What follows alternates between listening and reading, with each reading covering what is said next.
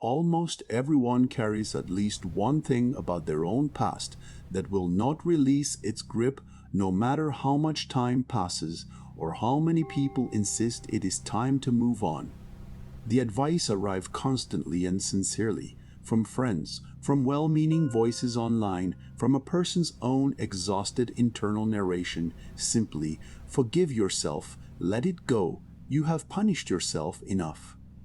And almost universally, this advice fails to actually produce forgiveness, because knowing intellectually that self-punishment should stop is entirely different from the self-punishment actually stopping.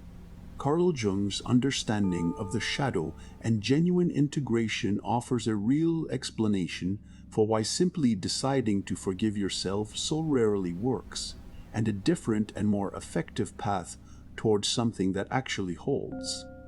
Jung believed that self-forgiveness in its genuine and lasting form is not a decision made once and then simply maintained through willpower. It requires something more specific, the actual integration of the disowned part of the self responsible for whatever happened, bringing that part fully into conscious awareness and acceptance rather than continuing to hold it at arm's length as something separate, shameful, and unintegrated. Telling yourself to simply forgive and move on without doing this deeper work leaves the actual offending part of the self exactly where it was, still disowned, still shameful, still functioning as a kind of internal exile that continues to generate guilt regardless of how many times the conscious mind announces that forgiveness has occurred. This explains why surface-level self-forgiveness so consistently fails to hold.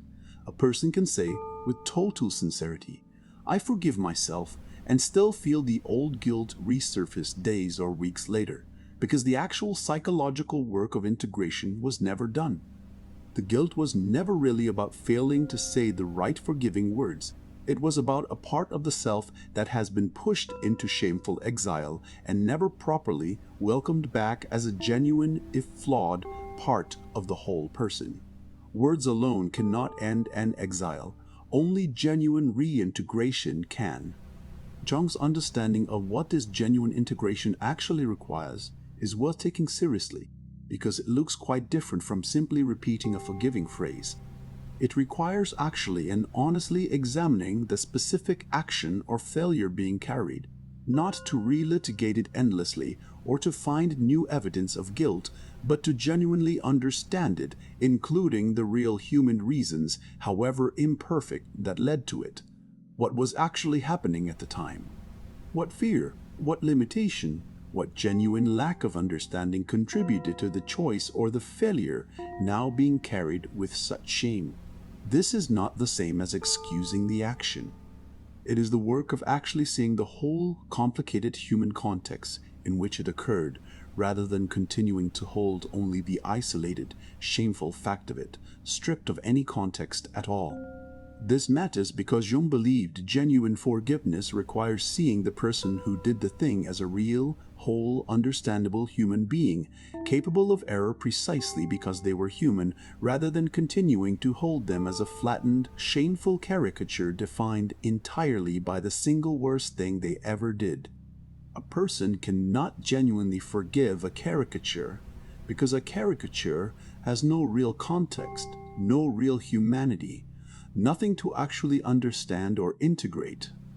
Genuine forgiveness becomes possible only once the full, complicated human being who made the mistake has actually been seen clearly, including everything that led them there, rather than continuing to view them only through the narrow and shameful lens of the mistake itself.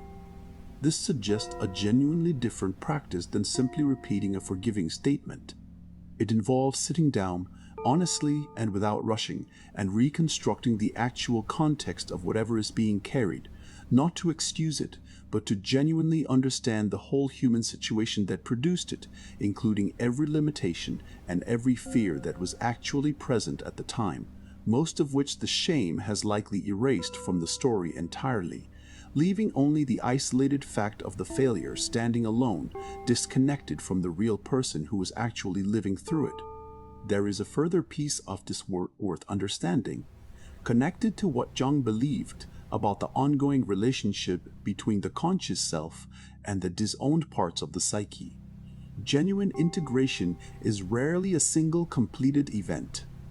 It is closer to an ongoing relationship, one that may need to be revisited more than once as the same material rises again in different forms.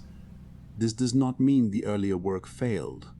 It means the shadow material was substantial enough to require sustained rather than single-session attention, which is itself simply the ordinary and expected shape of real psychological work, not evidence that the forgiveness attempted earlier did not count.